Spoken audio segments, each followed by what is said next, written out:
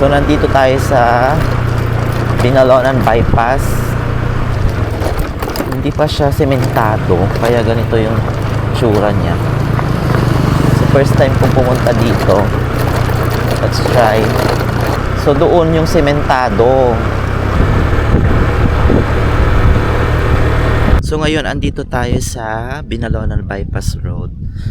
Alam niyo kung gusto niyo ma-relax, I think this is the perfect place. Kung feeling nyo broken hearted kayo, pwede rin mag-emote dito mag-isa, no? Ang ganda. Parang gusto mo mag-walking lang, ganyan. Mag-jogging.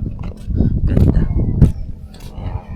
Tapos overlooking of the sunset. Oh, diba? Ayan, look at the view.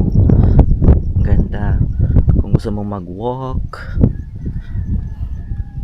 baga mag-emote ba, pwede dito. Ayan. Siguro pwede rin mag-picnic dito pag hapon. Ayan, ang ganda. Tapos ang ganda rin ng sunset. Grabe.